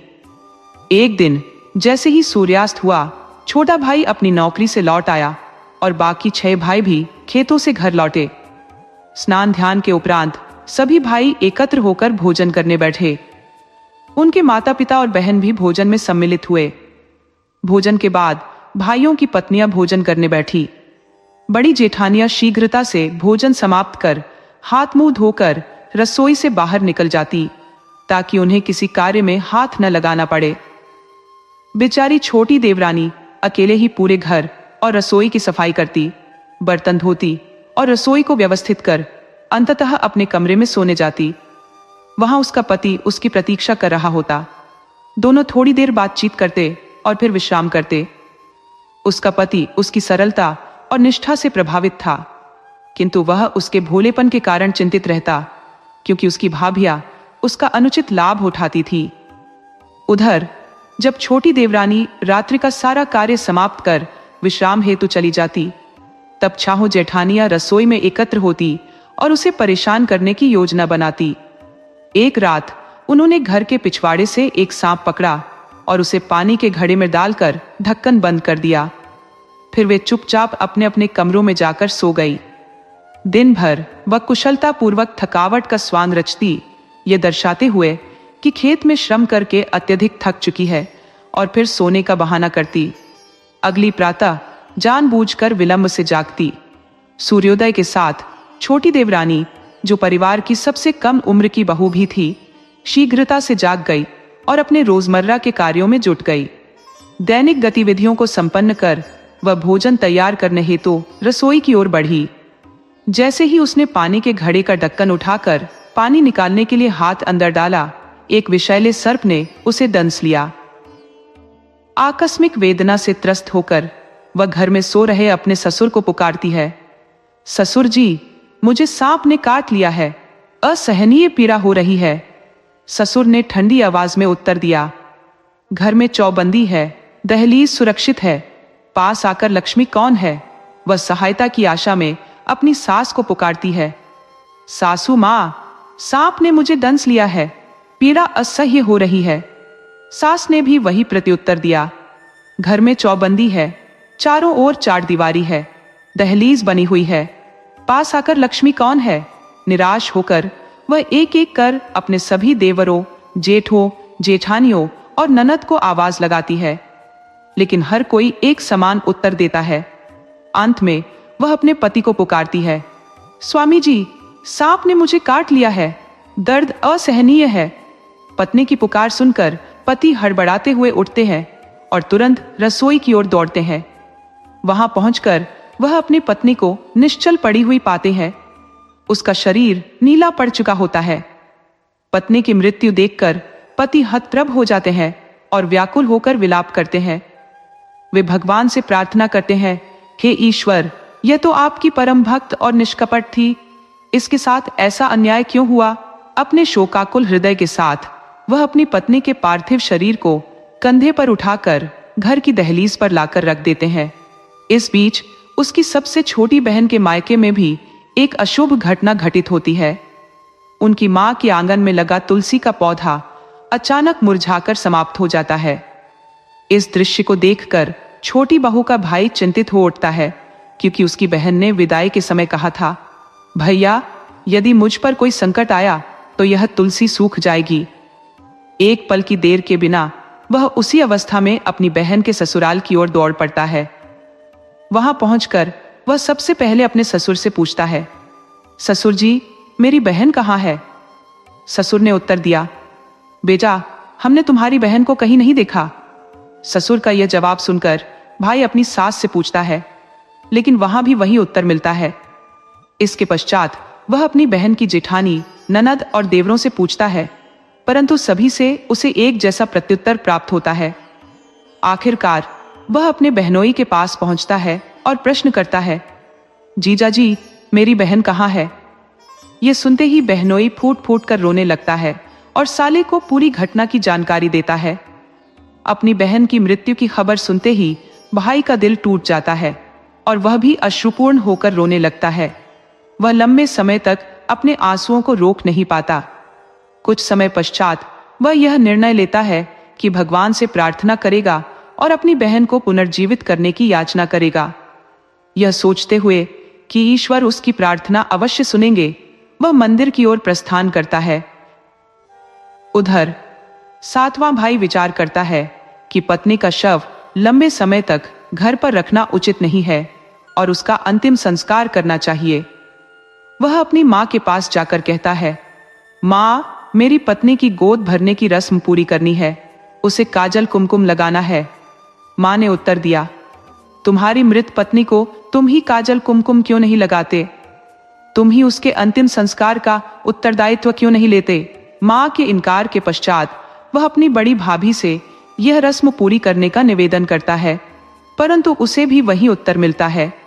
इसके बाद वह दूसरी, तीसरी और इस प्रकार अपनी सभी 6 भाभियों से विनती करता है, परंतु कोई भी उसकी सहायता के लिए तैयार नहीं होती। जब कोई भी गोद भरने की रस्म पूरी करने के लिए तैयार नहीं हुआ, तो उसने ठान लिया कि वह स्वयं ही इस कर्तव्य को निभाएगा। वह बाजार पहुंचता है और एक साड़ी की दुकान पर जाकर दुकानदार से कहता है, भाई, मुझे एक जरी की साड़ी और चोली चाहिए। दुकानदार पूछता है, इतनी रात को आपको साड़ी और चोली की आवश्यकता क्यों है? वह कहता है, आज मेरी प्रेयसी आग की लपटों में जलकर राख हो गई है। दुकानदार उसकी व्यथा को समझकर उसे जरी की साड़ी और चोली दे देता है। फिर वह फूलों की दुकान पर जाता है और फूल वाली से कहता है, फूल वाली माँ, मुझे फूलों की माला चाहिए। फूल वाली पूछती है, इतनी रात गए आपको फूलों की माला क्यों चाहिए? वह कहता है, आज मेरी प्रियतमा की बग्घी राख में तब्दील हो गई है। फूल वाली उसकी व्यथा को भांपकर उसे माला दे देती है। आखिर में वह पड़ोसन के पास जाता है और निवेदन करता है, पड़ोसन भाभी, मुझे काजल और कुमकुम दीजिए। पड़ोसी ने पूछा, इतनी रात को आपको साज सज्जा की आवश्यकता क्यों पड़ गई? वह बोला, आज मेरी प्रियतमा प्रेम की अग्नि में समर्पित हो गई है। ये सुनते ही पड़ोसी ने तुरंत उसे काजल और कुमकुम दे दिया। सारा सामान लेकर वह घर लौटा। उसने अपनी पत्नी के शव को नई साड़ी और चोली पहनाई, उसके बालों में फूलों की माला सजाई और काजल कुमकुम से उसका श्रृंगार किया। इसके बाद वह अपने पिता से बोला, पिताजी, मेरी पत्नी की चिता तैयार कर दीजिए। पिता ने कहा, यह तुम्हारी पत्नी है, तुम ही उसकी चिता सजाओ। पिता के इनकार के बाद उसने अपने बड़े भाई से अनुरोध किया, परंतु उन्होंने भी सहायता करने से मना कर दिया। वह एक एक करके सभी भाइयों के पास गया, लेकिन हर किसी ने इनकार कर दिया। निराश होकर वह पड़ोसियों के पास गया और बोला, पड़ोसी भाइयों, मेरी पत्नी की अर्थी सजाने में मेरी मदद करें। पड़ोसियों ने उसकी सहायता के लिए सहमति दे दी। अर्थी सजाकर उसने अपने पिता से पूछा, पिताजी, मैं उसे कहां अग्नि दूं? किस मार्ग से बाहर ले जाऊं? पिता बोले, उसे पिछवाड़े के दरवाजे से बाहर ले जाओ और सीमा के पार ले जाकर अग्नि देना। पिता की बात सुनकर उसे गहरा आघात हुआ। उसने अपनी मां से पूछा, लेकिन मां ने भी वही उत्तर दिया। इसके बाद उसने अपने भाइयों से एक एक कर पूछा, लेकिन उन्होंने भी वैसा ही कहा। आखिरकार उसने अपनी बहन से पूछा, बहना, मैं उसे कहां अग्नि दूं? किस रास्ते से बाहर निकालूं? बहन ने कहा, उसे मुख्य द्वार से ले जाना और तुलसी वृंदावन के पास अग्नि देना। बहन की बात मानकर उसने अपनी पत्नी का शव उठाया और मुख्य द्वार से बाहर निकला। पड़ोसियों की सहायता से तुलसी वृंदावन के पास चिता तैयार की और उसमें अग्नि दी। तभी उसका साला वहां पहुंचा। वह भगवान को प्रसन्न करके अपनी बहन को पुनर्जीवित करने का वरदान प्राप्त कर चुका था। भगवान ने उसे एक दिव्य छड़ी प्रदान की थी। उसने छड़ी अपनी बहन के मस्तिष्क पर घुमाई और देखते ही देखते उसकी बहन जीवित होकर उठ बैठी। उसके शरीर पर कोई भी घाव या निशान नहीं था और वह पूर्ण रूप से स्वस्थ दिखाई दी। बहन को जीवित देखकर उसका भाई और पति दोनों ही आनंदित हो उठे। इसके बाद बहन का भाई अपने बहनोई से बोला, अब तुम दोनों मेरे साथ मेरे घर चलो। वे तुरंत पालकी लेकर आए और उसमें बहन और बहनोई को बैठाकर बैंड बाजे के साथ अपने घर ले गए। उसकी बहन ने अपने जीवन को असीम शांति और संतोष के साथ व्यतीत करना शुरू किया, क्योंकि वह माता रानी की अनन्य उपासक थी। माता रानी ने उसकी और उसके भाई की प्रतिष्ठा बनाए रखी।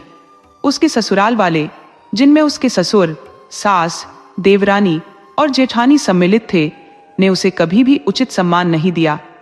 जीवन काल में भी उन्होंने उसकी कद्र नहीं की और मृत्यु के पश्चात भी उसके प्रति कोई श्रद्धा नहीं दिखाई। हालांकि देवरानी और जेठानी घर के संबंधों का अभिन्न हिस्सा मानी जाती है और कठिन समय में परिवार एकजुट हो जाता है, परंतु उसकी जेठानी ने भी उसके साथ सहयोग का कोई हाथ नहीं बढ़ाया।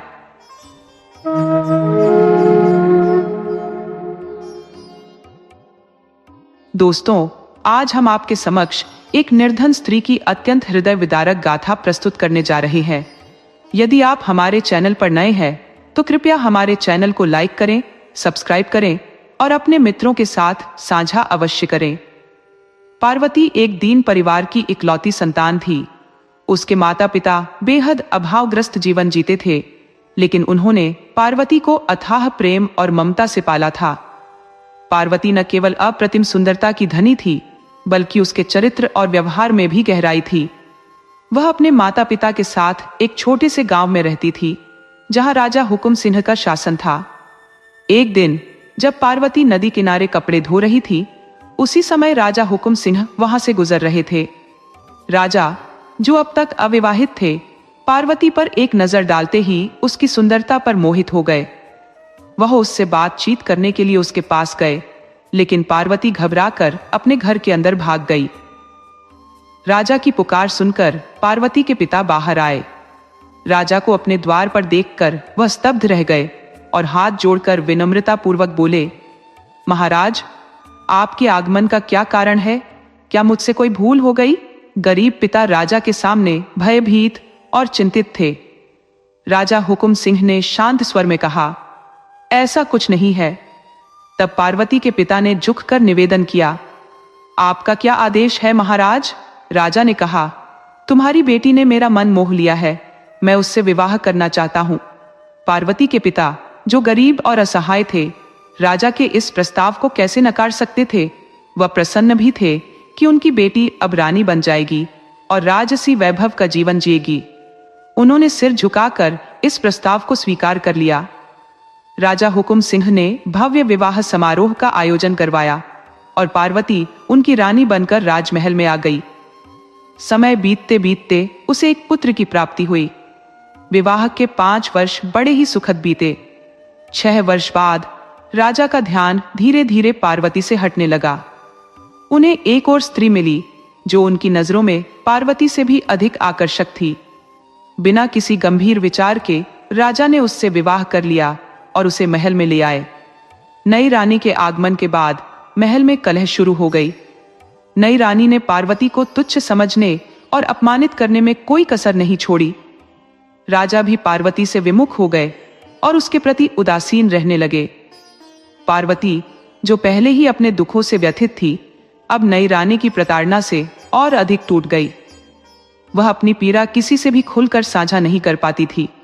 ये कहानी न केवल एक स्त्री के संघर्ष की कथा है, बल्कि यह सामाजिक संरचना और मानवीय संवेदनाओं के उतार चढ़ाव को भी दर्शाती है।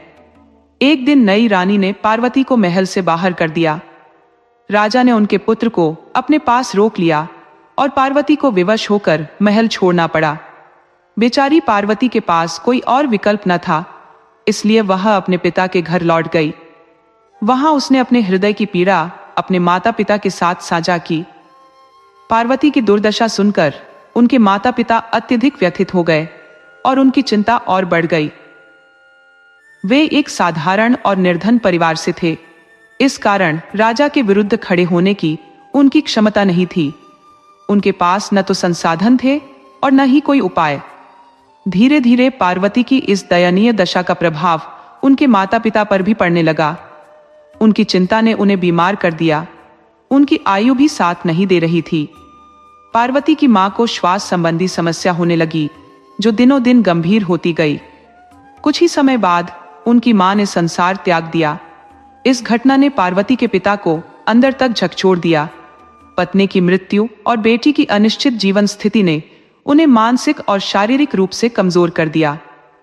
अधिक दिनों तक यह भार सहन न कर पाने के कारण उन्होंने भी संसार को अलविदा कह दिया। अब पार्वती बिल्कुल अकेली पड़ गई। कई महीनों तक वह अपने घर में एकाकी जीवन बिताती रही। उसे किसी के सहारे की आवश्यकता थी, लेकिन अपनी व्यथा व्यक्त करने में वह अक्षम थी। एक व्यापारी, जो पहले भी उनके घर आता जाता था, अब पार्वती के माता पिता के गुजर जाने के बाद अधिक बार आने लगा। उसने पार्वती के प्रति सहानुभूति जताई और उसका ध्यान रखने का प्रयास किया। धीरे धीरे पार्वती का विश्वास उस पर बढ़ गया। एक दिन व्यापारी ने पार्वती से विवाह का प्रस्ताव रखा। सहारे की आवश्यकता के कारण पार्वती ने यह प्रस्ताव स्वीकार कर लिया। विवाह के बाद दोनों पति पत्नी की भांति जीवन जीने लगे। व्यापारी ऊंटों के व्यापार में संलग्न था और अक्सर मेलों में जाया करता था। एक दिन उसने पार्वती से कहा कि वह भी मेले में साथ चले, क्योंकि वह हमेशा घर में ही रहती थी। पार्वती ने मेले में जाने का निर्णय लिया। मेले में व्यापारी ने पहले पार्वती को विभिन्न स्थानों पर घुमाया। फिर उसने एक योजना के तहत पार्वती को ऊंटों के पास बैठाया और किसी बहाने से वहां से चला गया। व्यापारी ने गुप्त रूप से पार्वती और ऊंटों का सौदा कर दिया। पार्वती को इस छल का आभास तक नहीं हुआ। दूसरे व्यापारियों ने पार्वती और ऊंटों को खरीद लिया। जब वे उसे ले जाने आए तो पार्वती ने चिल्लाकर विरोध किया, लेकिन उन्होंने उसे बेहोश कर दिया और अपने नगर ले जाकर एक कोठी में बेच दिया। जब पार्वती को चेतना आई तो उसने स्वयं को एक अजनबी कोठी के भीतर पाया। वहां की मालकिन ने ठोस शब्दों में कहा कि अब उसे नृत्य और गायन के माध्यम से लोगों का मनोरंजन करना होगा, साथ ही उनकी इच्छाओं की पूर्ति करनी होगी। इसके बदले में उसे भोजन, वस्त्र और आश्रय मिलेगा। पार्वती ने इस अपमानजनक प्रस्ताव को दृढ़ता से अस्वीकार कर दिया। कोठी की मालकिन ने उसे धमकाते हुए चिताया कि यदि उसने मना किया तो उसे कठोर दंड भुगतना पड़ेगा। पार्वती अपनी असहमति पर अड़िग रही, लेकिन उसका विरोध अधिक समय तक टिक न सका। उसे भूख और प्यास के कठोर दंड झेलने पड़े। अंततः अपने दुखद हालातों के आगे घुटने टेकते हुए उसने विवश होकर उस जीवन को स्वीकार कर लिया। उसके लिए अब यह पीड़ा उसकी दिनचर्या बन चुकी थी। वह अपने अपमान और पीड़ा को भीतर समेटे प्रतिदिन वह कार्य करती जो उसे भीतर से तोड़ता था। एक दिन कोठी में एक राजा का पुत्र आया और मालकिन से कहा कि वह वहां खुशी पाने आया है। मालकिन ने उसे 13 महिलाओं में से किसी एक को चुनने का अवसर दिया और उनके मूल्य भी बताए। राजकुमार ने पार्वती को चुना। पार्वती, जिसने अब हर हालात को स्वीकार करना सीख लिया था, चुपचाप राजकुमार को अपने कक्ष में ले गई। कुछ समय बिताने के बाद पार्वती ने राजकुमार से पूछा, तुम कौन हो? राजकुमार ने उत्तर दिया, मैं हाकम देश का राजकुमार हर्ष हूं। यह सुनकर पार्वती को ऐसा झटका लगा जैसे उसके पैरों तले से जमीन खिसक गई हो। उसने स्तब्ध होकर राजकुमार की ओर देखा। वही नाम जो उसने अपने पुत्र का रखा था उसे भीतर तक झचोर गया। राजकुमार ने उसकी तरफ देखा और उसकी जमी हुई आंखें और स्थिर मुख को देखकर असमंजस में पड़ गया। पार्वती दीवार की ओर मुंह करके बैठी रही। इस विचित्र माहौल को देखकर राजकुमार ने वहां से जाने की अनुमति मांगी। पार्वती ने धीमे स्वर में कहा, जाओ। राजकुमार के जाने के बाद पार्वती ने अपनी दोनों बाहें आकाश की ओर फैलाईं और फूट फूट कर पुकारने लगी, हे प्रभु, मुझसे ऐसा कौन सा अपराध हुआ जिसका ऐसा कठोर दंड मुझे मिल रहा है? कौन से जन्म के पापों की सजा भुगत रही हूं? इस जन्म में तो मैंने ऐसा कोई पाप नहीं किया। आज मेरे अपने पुत्र ने ही मेरा शोषण कर दिया। वह दीवार पर जोर जोर से अपना सिर मारने लगी। काफी देर तक वह कमरे से बाहर नहीं आई। जब कोठी की मालकिन ने देखा कि पार्वती अपने कक्ष से बाहर नहीं आ रही तो वह भीतर आई। उसने पार्वती को रोते हुए देखा और पूछा, पार्वती, क्या हुआ? आज तो राजकुमार आया था, यकीनन वह तुम्हें कुछ भेंट देकर गया होगा। पार्वती आंसुओं से भरी आवाज में कहने लगी, हाँ, वह राजकुमार मुझे ऐसी निशानी देकर गया है जो मेरे जीते जी कभी नहीं मिटेगी, ऐसा घाव जो मेरे मरते दम तक भी नहीं भरेगा। मालकिन ने हैरान होकर पूछा, आखिर ऐसा क्या हुआ है पार्वती? बताओ तो सही। अगर तुम नहीं बताओगी तो मुझे कैसे समझ आएगा? पार्वती ने अपनी भरी हुई आंखों से मालकिन की ओर देखा और अपनी जिंदगी का दर्द भरा किस्सा बताना शुरू किया। लेकिन जब उसने आज की घटना पर आना चाहा तो उसकी जुबान मानो रुक सी गई। उसे शब्दों में ढालने में भी शर्म महसूस हो रही थी। मालकिन ने फिर जोर देकर कहा, अरे खुलकर बताओ, ऐसा क्या हो गया है?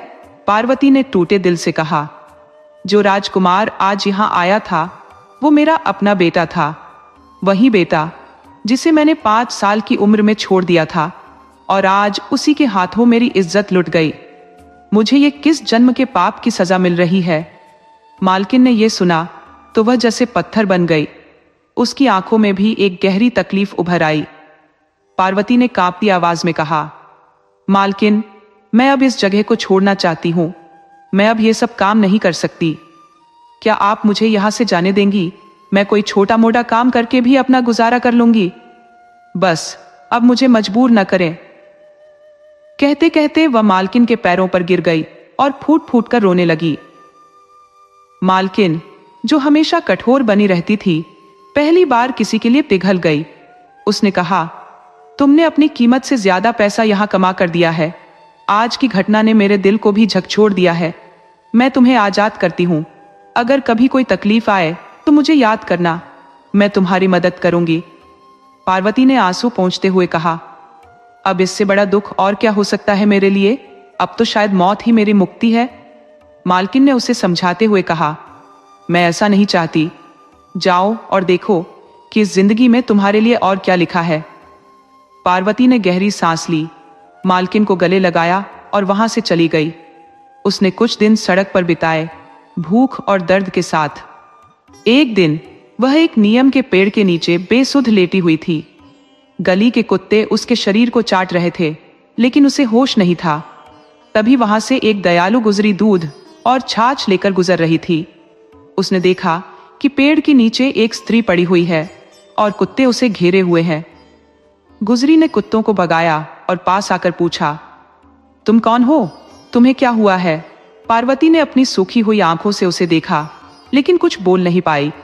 गुजरी ने एक गिलास में दूध भरकर पार्वती के सूखे होठों तक ले जाया। पार्वती ने मुश्किल से गिलास को थामा और थोड़ा सा दूध पिया। बाकी दूध उसके होठों से बहकर नीचे गिर गया। पूरे गिलास में से उसने मुश्किल से आधा गिलास पिया। गुजरी वहीं उसके पास बैठी रही जब तक पार्वती को कुछ होश नहीं आया।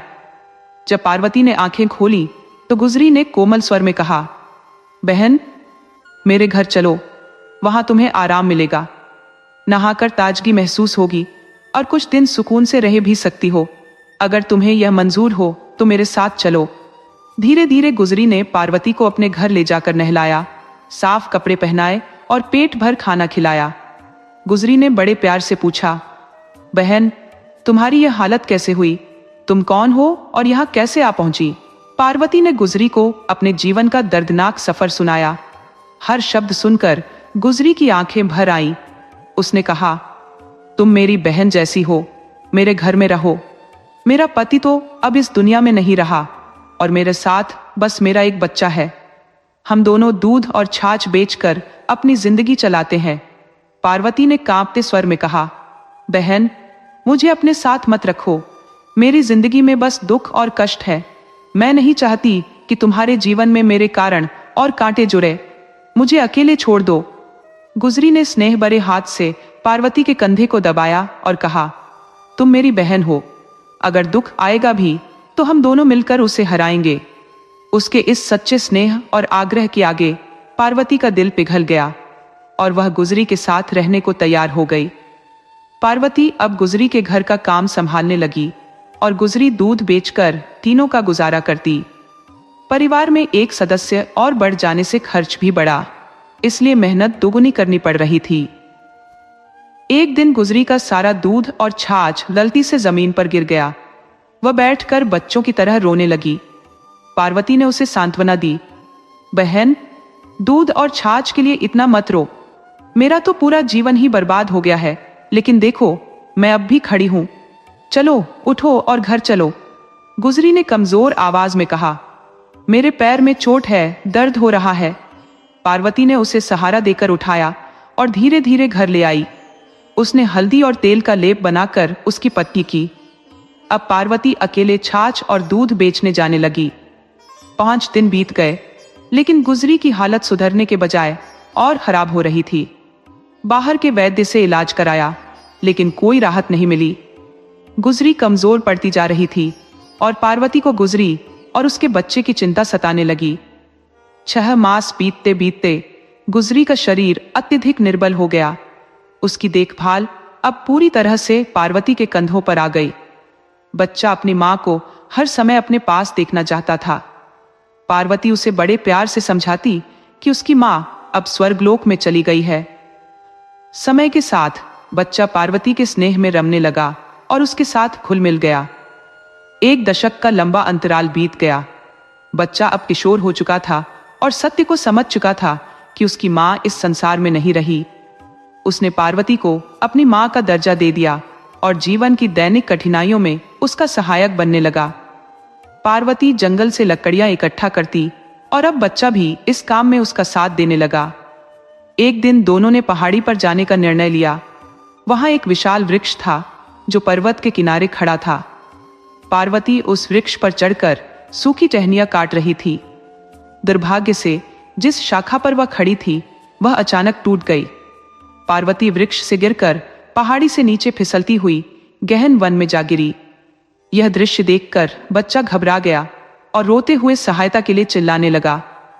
उसने पहाड़ी के नीचे जाकर पार्वती को ढूंढने की कोशिश की, परंतु वह कहीं नजर नहीं आई। आशंकित बच्चा दौड़ता हुआ गांव पहुंचा और गांव वालों को पूरा घटनाक्रम बताया। गांव वाले तुरंत घटनास्थल पर पहुंचे, लेकिन पार्वती का कोई पता नहीं चला। उन्होंने अंदाजा लगाया कि इतनी ऊंचाई से गिरने के कारण पार्वती का जीवित रहना असंभव है। कुछ ने यह भी कहा कि घने जंगल में जंगली जानवरों ने उसे अपना शिकार बना लिया होगा। बच्चे को सांत्वना देकर गांव वाले उसे वापस ले गए। उधर पार्वती पहाड़ी से गिरने के बाद एक दलदल में फंस गई थी। गिरने से उसे गंभीर चोटें आई थी, परंतु उसकी सांसें अभी थमी नहीं थी। दलदल के कारण जंगली जानवर उस तक नहीं पहुंच सके। पार्वती कई दिनों तक भूखी प्यासी वहीं फंसी रही। आखिरकार कुछ आदिवासी वहां पहुंचे। उन्होंने दलदल में फंसी पार्वती को देखा और उसे बाहर निकाला। उसकी स्थिति अत्यंत गंभीर थी। आदिवासी उसे अपने कबीले में ले गए और उपचार आरंभ किया। उसकी टांगें इतनी बुरी तरह से टूट चुकी थी कि उन्हें काटना पड़ा। धीरे धीरे पार्वती ने आदिवासियों के साथ रहना सीखा। वह उनकी भाषा और संकेतों को समझने लगी। कबीले में एक बुद्धिमान महिला थी जो ज्ञान और साधना में प्रवीण थी। पार्वती उसका सान्निध्य पाने लगी और अपने अधिकांश समय उसके साथ व्यतीत करने लगी। एक दिन पार्वती ने उस ज्ञानी महिला से आग्रह किया कि वह अपने पूर्व जन्म के रहस्यों को जानना चाहती है। महिला ने उसे समझाने का प्रयत्न किया कि अतीत की परछाइयों में झांकना हितकर नहीं होगा, क्योंकि यह केवल वेदना का कारण बन सकता है। परंतु पार्वती अपनी बात पर अड़ी रही और जोर देकर कहा कि वह अपने पिछले जन्म के दुखों और उनके कारणों को जानने के लिए दृढ़ संकल्प है। अंततः महिला ने उसकी जिद के आगे झुकते हुए उसे एक विशेष ध्यान साधना सिखाने का निश्चय किया। इस साधना में महारत हासिल करने में कई वर्ष बीत गए। ध्यान की गहराइयों में उतरकर पार्वती ने अपने पूर्व जन्म की स्मृतियों को उजागर किया। उसने जाना कि अपने पिछले जीवन में वह एक कुम्हार की पत्नी थी जिसका नाम रूपा था। उसने यह भी देखा कि उसके उस जन्म में किए गए पाप, जैसे 21 बच्चों की निर्दयता से हत्या और उनके